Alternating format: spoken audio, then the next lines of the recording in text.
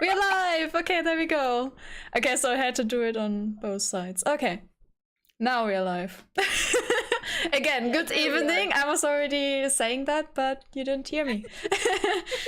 So hello, chat. Are we excited? I'm nervous. I hope everything will go well. Nervous.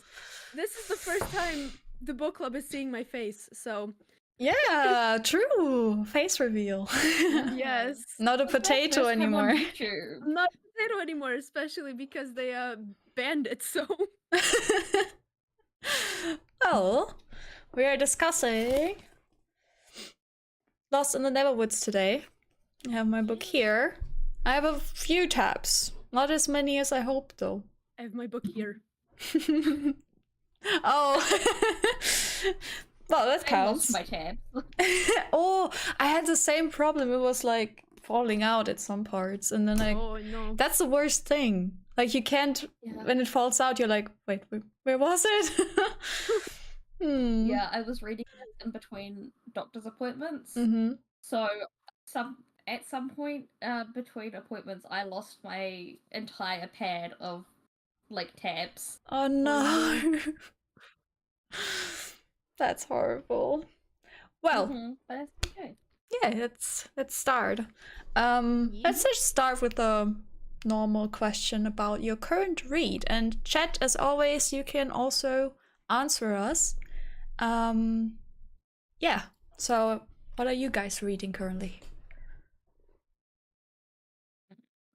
I am reading The House Witch.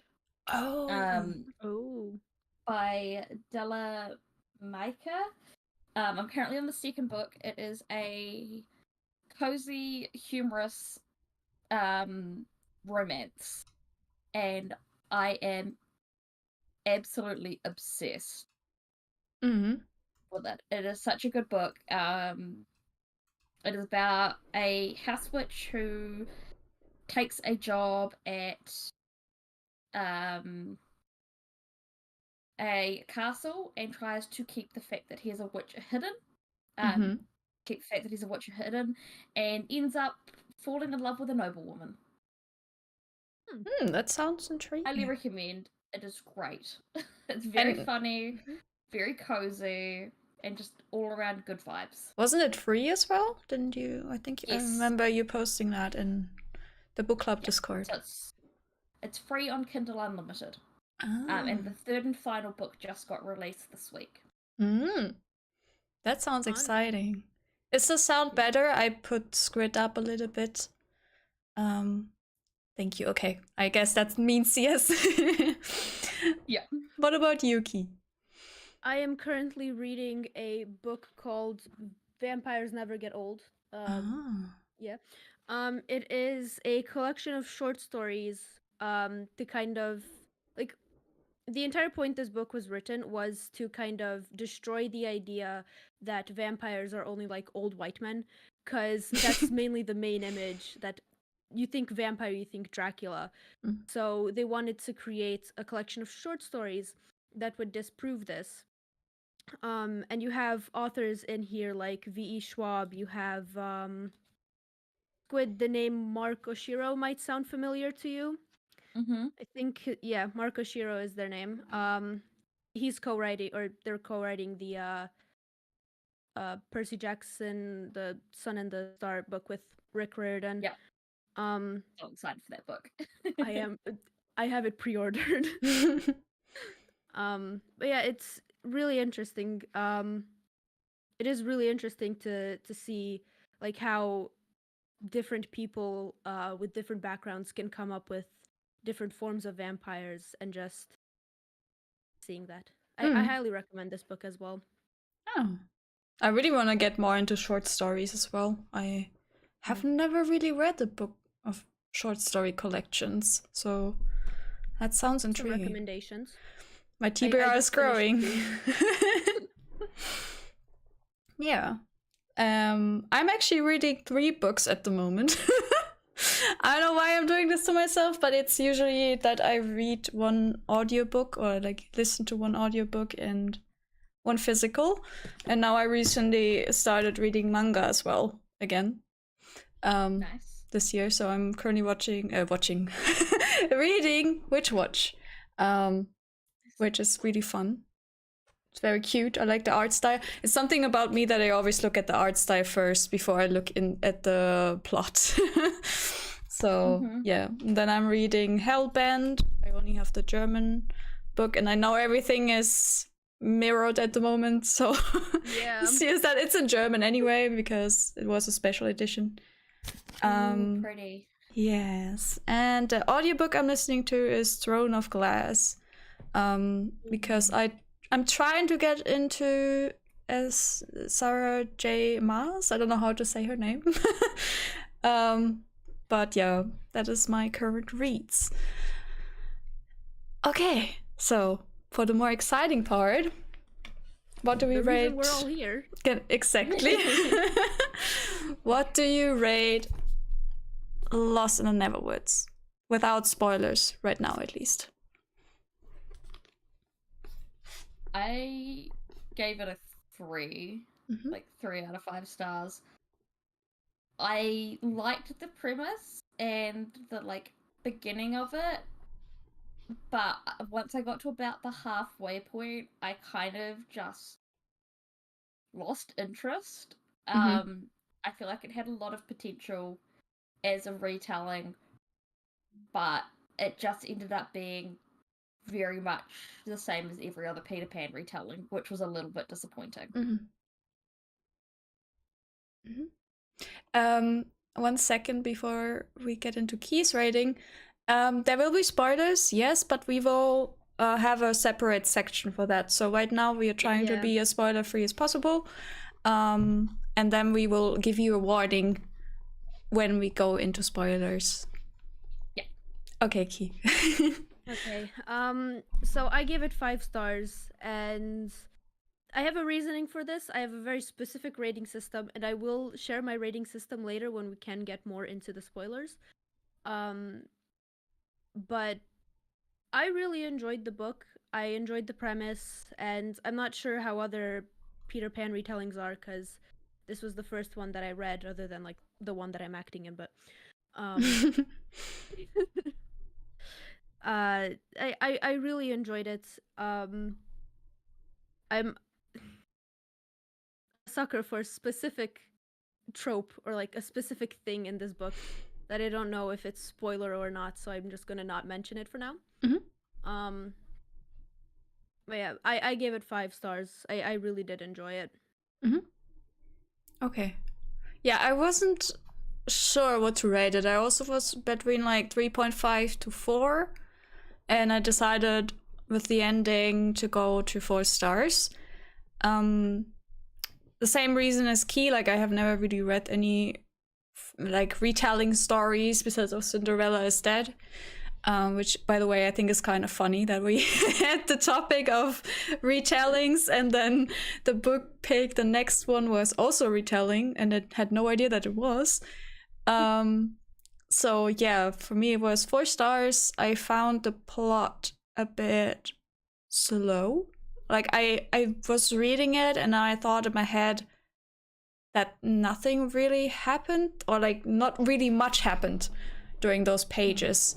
Yeah, that was one of the points where I was like, it's an okay read, but yeah, in the end it got me to 4 stars, which is a good rating. Yeah. I would say that it was slow, but I also read it in a single morning. Okay. Well, a single morning. I read the majority of it at night, and then I finished the majority of it in the morning. So yeah, well, that's great. Then it caught you. Yeah. Okay. And that's one of the reasons why I like these discussions. It's because we all have such different interpretations of how we've read it based on our own life experiences, which is quite fun. Yeah, I was a bit wary going into it because of the trigger warning of PTSD, which I guess is a bit, I mean, we can discuss that in the non-spoiler section as well, how it was portrayed, with the main character blaming herself, the victim, what is it called again? Victim blaming? Yeah, Survivor's Guild. That's what I was looking for. That was really touching. I didn't completely cry, but I had tears in my eyes. Yeah. But I think it was well portrayed. It really showed some good aspects of the Survivor's Guild. And I like that it wasn't a stereotypical portrayal of PTSD and grief and survivor's guilt, because everyone reacts differently. It's not always big meltdowns and blowouts like some people interpret it and portray it. Sometimes it is those quiet moments, like in the book. Yeah, I really like that as well. Anything else for the non-spoiler section, or should we start going into spoilers? Yeah, I think most of my comments are on spoiler specifics. Yeah, same. Okay, then warning for all of you in chat who haven't read the book yet. So, wait, I see one comment. I always appreciate when they display subjects like that in realistic way. Yeah, totally. It wasn't like over dramatic or anything, in a sense that it was like just there for shock factor or to trigger really strong emotions with people. It really was realistic. I agree with that. Yeah. Okay, but like I said, spoilers. So if you haven't read the book, close your ears or shut off the stream. Or maybe just lurk. Maybe lurk. Or lurk. Up to you. But yeah. That was some people like spoilers. Exactly. Some people like to get spoiled to see if the book is something for them. Yeah. Yeah. I won't mind. Okay. I think Key wanted to go into the rating system. Yeah. So, the reason I gave it 5 stars is because I was originally going to give it 4 stars, but my rating is that if a book makes me cry, it gets 5 stars, and this book made me cry, so it got 5 stars. And most of my books, if they have 5 stars, they made me cry. But yeah. Can I mention, we're in spoilers now, right? Yeah, we're in spoilers, so you can mention anything. So specifically, I think what made me cry was the fact that, like, her finding out about her brothers at the end and how she's not going to see them again. And I just kind of thought that, like, if that happened to me and my brother, I would probably be fucking devastated. Like, I couldn't even imagine the amount of, like, grief that would come from that and just pain. And that just made me sob. Yeah. Okay. I think the only reason that reveal didn't make me cry is because I'd kind of worked out by that point that she had survived and her brothers hadn't. But I've also dealt with a lot of loss in my life, so I'm kind of numb to it. So I feel I understand her perspective of the survivor's guilt really strongly, as well as the dad's reaction of closing himself off, because I have experienced that personally, which is why I found the way that a lot of reviews that I saw, people said that they didn't like the book because of the parents' reactions. Whereas I actually found the parents' reactions one of the most realistic parts of the entire book, of mum throwing herself into work, dad isolating himself, because I have experienced that. I've seen that in both my own family and in the people around me. Tragedy does weird things to people. Yeah. Yeah. And like we said before, everyone reacts different as well. So yeah, and I mean, my family, when they were younger, they also dealt with, like, a very tragic loss, and from what I heard, they didn't speak to each other for like a week. They were very close before that, and they didn't speak to each other for like a week. So yeah, the different reactions from the parents, from what I've heard, is very realistic. Yeah. I mean, it kind of also leads to the question if well, you cried during the book. I mean, Key, we already know. And Squid already said as well that you didn't cry. No. Like I said, I could feel the tears crawling up. They didn't flow out.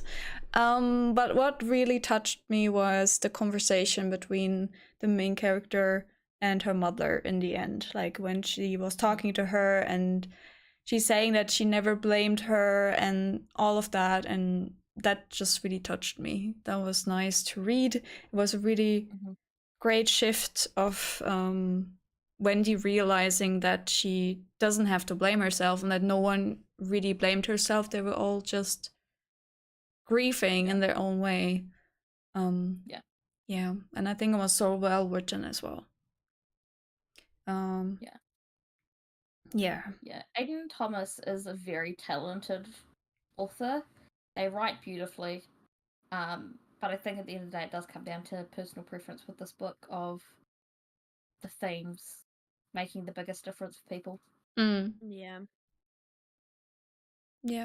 One really common theme for this is the whole like dealing with grief and death in her books. As far as I can tell, I only read Cemetery Boys as well recently, and it had also that kind of theme. It seems to be apparently this common. is their only 2 books released. They've only released 8 Lost in Neverwoods and Cemetery Boys, and there's another book coming out end of this year. Yeah. Ooh. Wait, isn't it out already? I think I saw Sunbearer or something. I think it might be on pre-release. Ah, that could be. Yeah. But they're a very talented writer. Definitely. What about your fave quotes of the book? I'm getting the phone. I mean, if you still have to look for it or think, I can start with mine if you... Yeah, go ahead. Yeah, you start. It's a bit of a longer quote, but it was the conversation with the mother about the whole trauma thing as well. The mind is a complicated thing. Sometimes it acts on its own, and quite often it controls us against our will. And I think sometimes it takes us away, maybe not when we want it, but when we need it. I think that was also a very strong quote. Why Wendy couldn't remember what happened to her brothers. That her mind tried to protect her from that memory and all that pain. And it's nice to read as well for me. Yeah, I definitely agree. I think that's probably also one of my favorite quotes as well. I also did quite like the interaction between Shadow Peter and Wendy in that final battle. There was, "You dare try and stand up to me," his voice booms, shadows swirling, circling the base of the tree. "You think you're so powerful, but all you do is go around frightening little children." And I'm like, there, and then it goes on to say, "Wendy, darling, you couldn't save them, just like you couldn't save your brothers." And that's when she sort of remembers what happens. And I thought that was quite a powerful thing, because then it goes into her remembering what happened. And I think that's a really good way to show what it's like to actually unlock traumatic memory sometimes. Sometimes it's the simplest line that can unlock the deepest secrets in your mind. Yeah.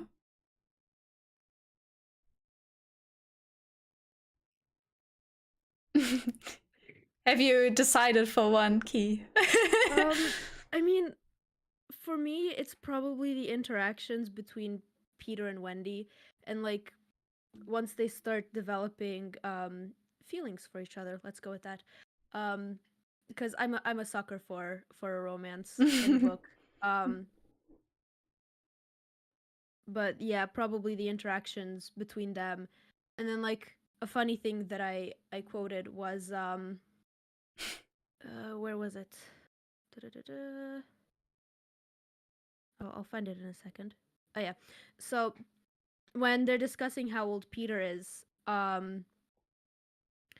Wendy says that he looks 15, and then he goes, "I'm taller than you." And I just quoted that saying, go back. Bitch, 15-year-olds are taller than me. Shut up. Basically just me crying about being short in the book. I love that. Why did I take a mouthful of coffee when you said that I wasn't spit it out? Squid wasn't ready for that. He's like 15, but he's going to turn 16 at the end of this year. I'm turning 18 at the end of this year. I have to look at him. To look up at him like this, to look him in the eye. It's annoying. Yeah. We have another sucker for romance in the chat, I see. Yeah, Yes. Christina is definitely a sucker for romance. We talk about romance books a lot. And it's interesting. Like, I always tend to quote things that are kind of like psychologically or like motivating or emotional, like in a sense, like, yeah, I don't know. But it's interesting how everyone chooses quotes or things that make me laugh as well. Two of my quotes from this are Taylor Swift lyrics from the same song. Like, the one specific lyric, it's like something about like out of the woods, and then I just all caps wrote, "Are we out of the woods yet? Are we out of the woods?" I love that. Yeah. I did have a question actually that I forgot to put into the chat before. Oh no, now we have to be spontaneous. Oh no. Oh no. What did you guys think of the relationship dynamic and development between Wendy and Peter? Because I have some very strong opinions about it. Do you want to go first, Ahliina? Let me think about my thoughts first. It was very odd to me because I didn't really understand, like, okay, yeah, he came to the world as a child and then he kind of grew up because his magic was fading. But I mean, physical change doesn't necessarily mean mental change. So I didn't really understand. Is he still like in the mind of a child? Or is he actually like, can he already, know what love is? It just, yeah, it was a bit weird.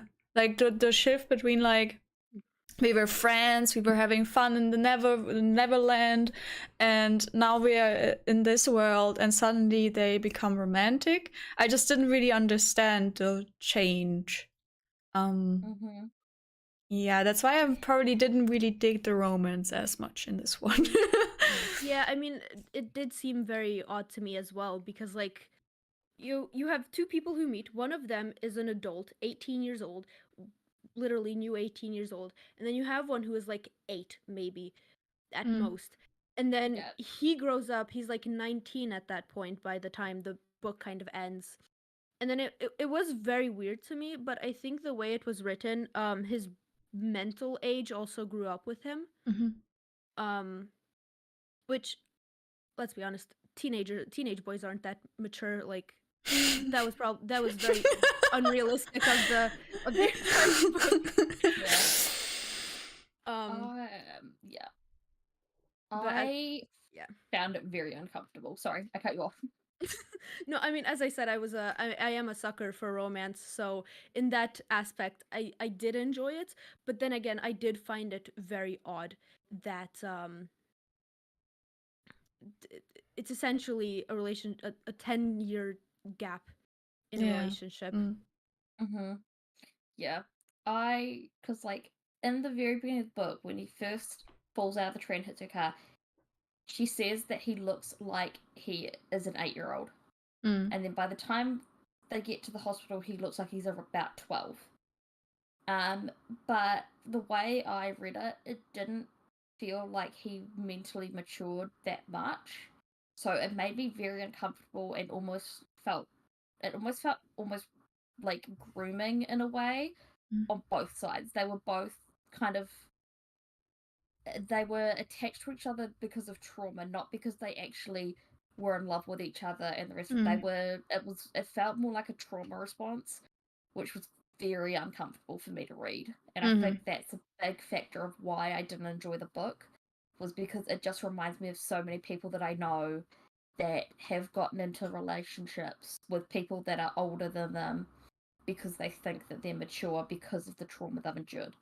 I think a lot of Peter's maturity comes from the fact that things are changing rapidly, so he is clinging to the closest person to him that is safe, and is then interpreting those safe feelings as romantic feelings.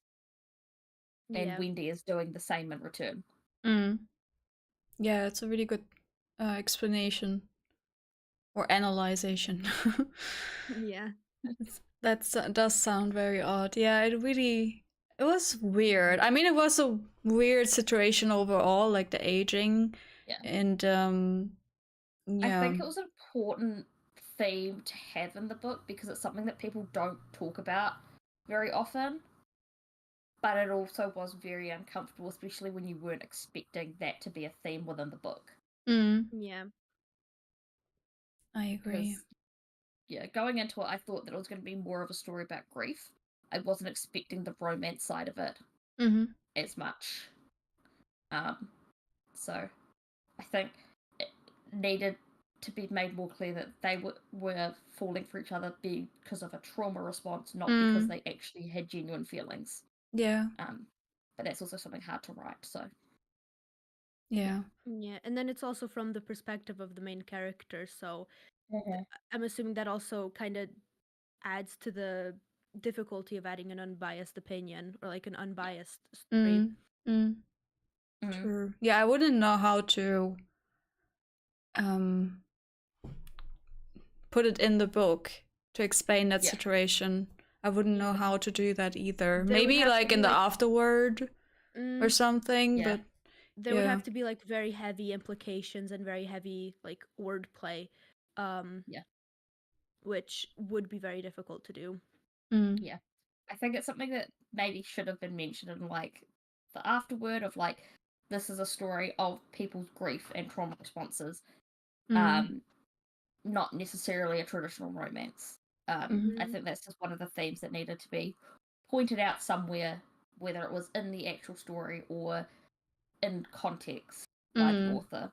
And that's something I think a lot of authors forget that they need to do, is people, like, you need to let people know these sorts of things.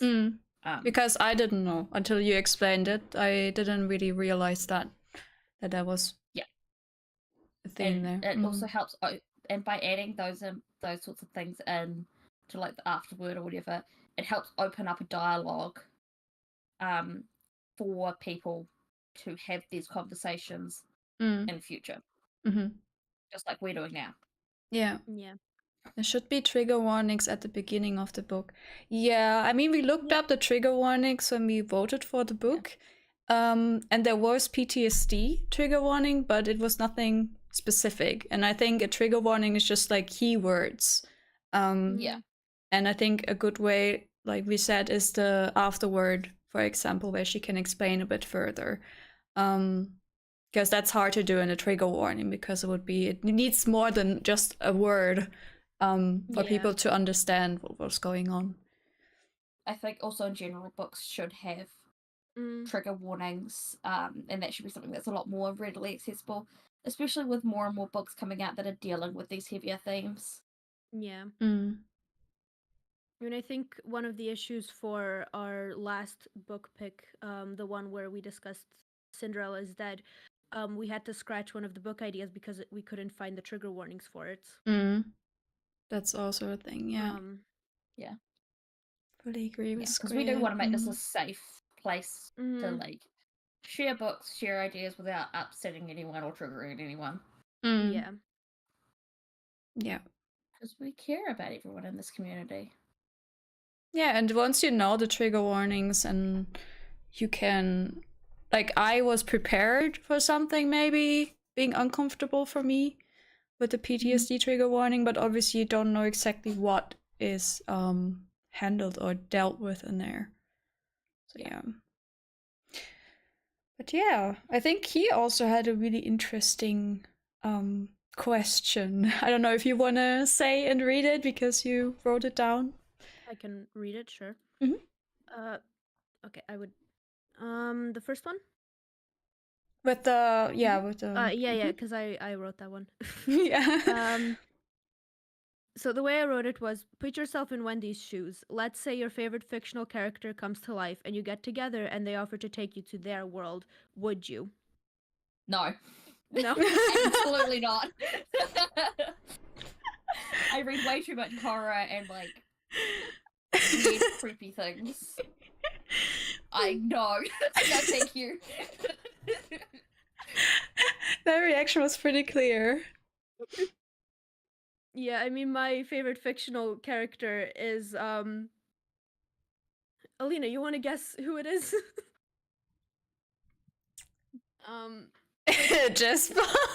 It is, yeah. I'm not going to Ketterdam. Thank you very much. For those of you who don't know, we're referencing Shadow and Bone trilogy right now. Well, Oh, not really. Yeah. Yeah. In the Grishaverse, series, yeah, Grishaverse. Grishaverse, yeah. Vibes like The Walking Dead or Harry Potter. I don't want to live in either of those worlds. I just gonna read quick. Yeah, I appreciate that you put others' headspace in mind when you choose books to read as a club. Yeah, that's very important, Mossy, I think. Yeah.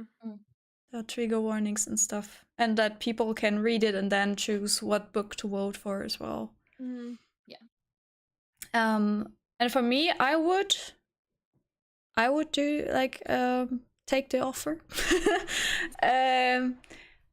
I'm not sure which though, because on the one hand it's the Cruel Prince card, which Kiro won't agree with me.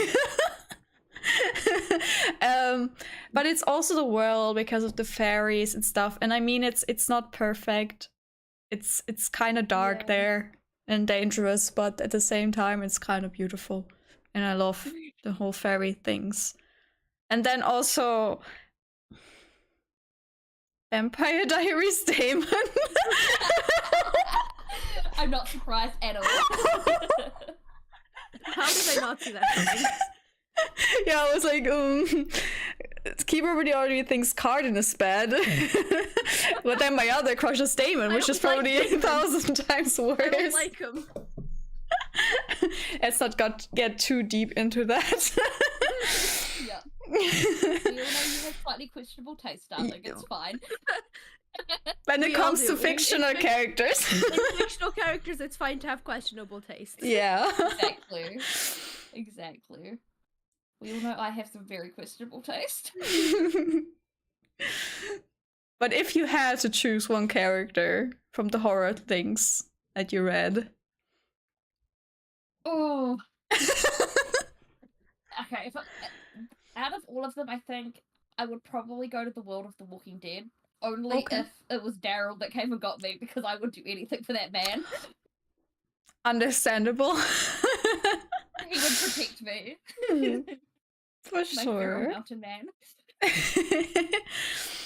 Chad, do you have any fictional characters that you would like to come to life or take you to their world?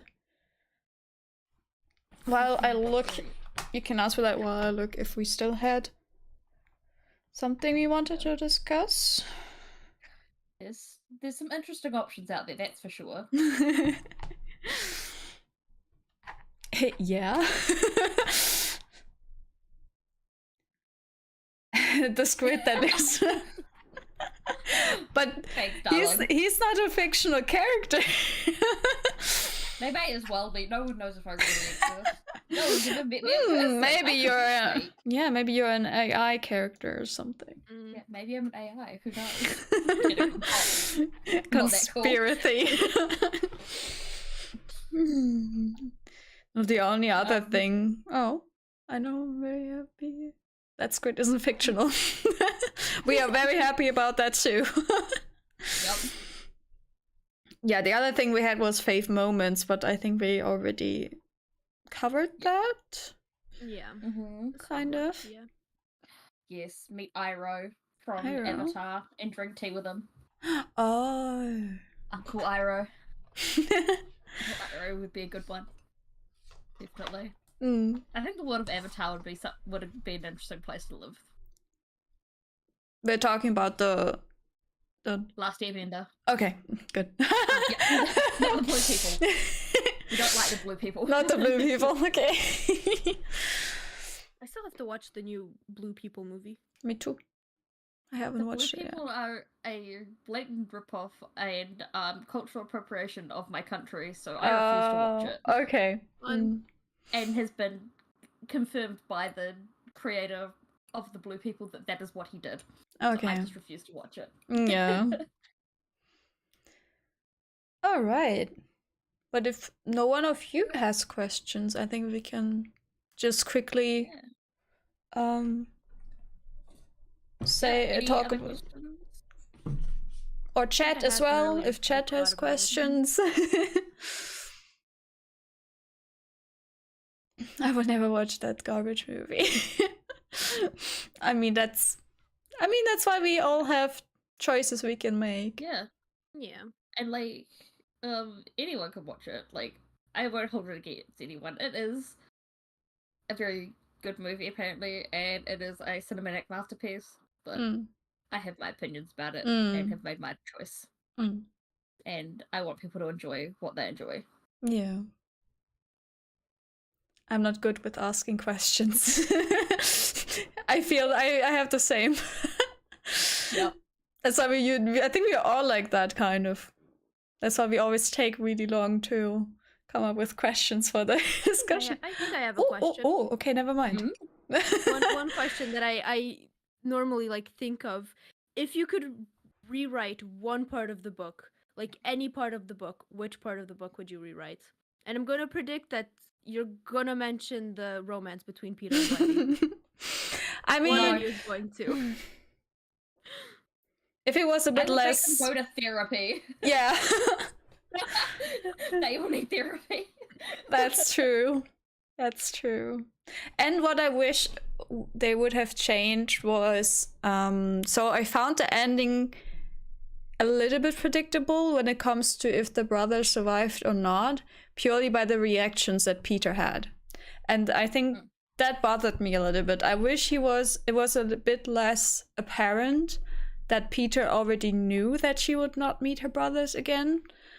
Because it was out of Wendy's perspective, so how did she understand or see that Peter was acting weird but didn't come to the conclusion that he might know more than he says? Like, I don't know, that just didn't 100% make sense to me. I think that also, for a little bit, does come down to the fact that Peter Pan is not a story within their universe. So there isn't that understanding that Neverland is purgatory, like we have that understanding. I think that played a part into why she didn't quite click to what had happened.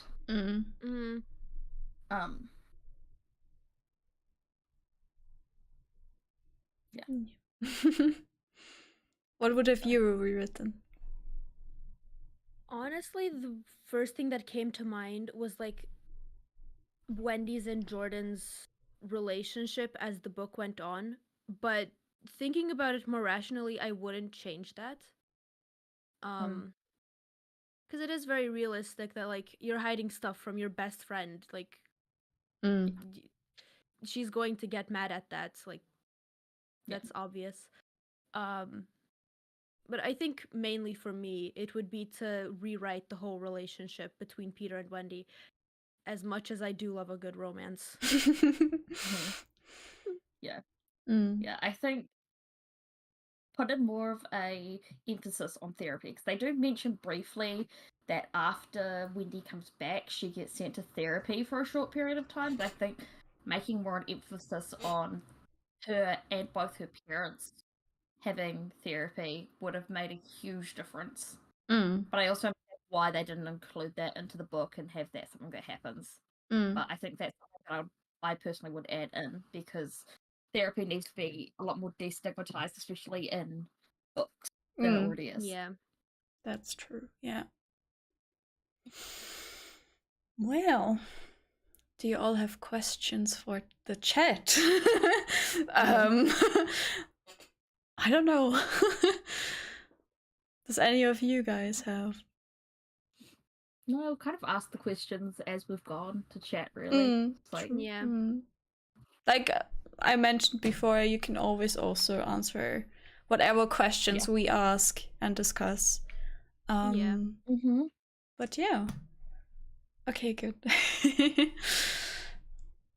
But yeah, our next book pick is it March, April? Yeah, we changed it. Yeah. So we have a perfect ending in December. Yes. it makes my little heart happy. Yeah. yeah.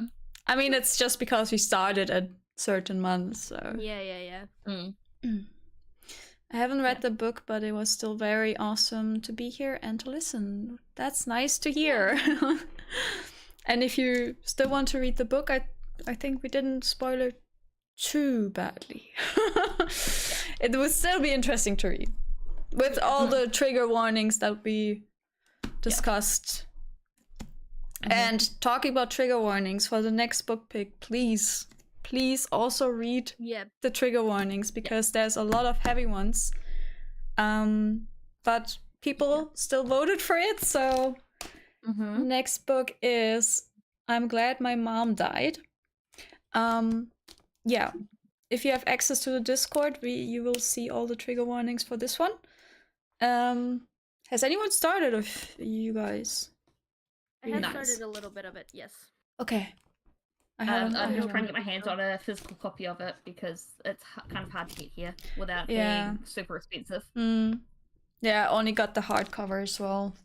I don't know if I don't want to pay as much as I want to read it. I don't want to pay $80 for a book. Oh wow, yeah. Wow, yeah. And that's the cheapest I found. I can send you a website where I bought it, and it's free worldwide shipping. Okay, cool. I mean, take a little while though. If you want, you can also link it in the Discord for other people, maybe, if they like to have a copy. No, it's a biography. So it was like, is there a version where it's replaced with Dad? Saw that as well. It's a biography, not a story like we normally read. Yeah. So no.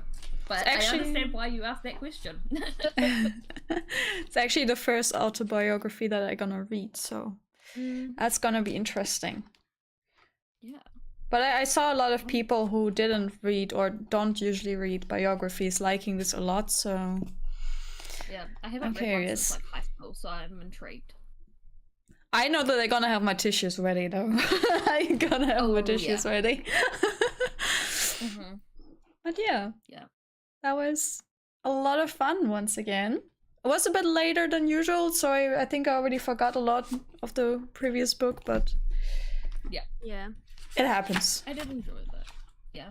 We're all busy in a different time zone. True. I love fictions more. Well, it's nice to sometimes have a little switch. Yeah.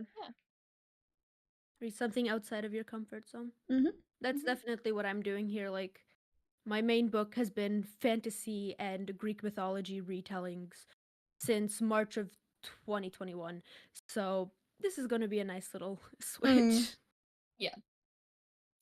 All right. But then I would say we end the stream here, and thank you so much for chatting and for the discussion. And yeah, we let you know in the Discord when the next live is gonna be. And the Discord is linked below, so you can go join there. In the info box, if not, you're probably in one of our Discords or know one of us, so you can always ask for the link there if you need to. Yeah, that's something that YouTube is missing, like a command to pop the link. Yeah. Well, I think there are YouTube chatbots, but I'll look into those at some point. Yeah, we can do that. All right. But thank you so much for the discussion, and we see you all next time. Bye. Bye.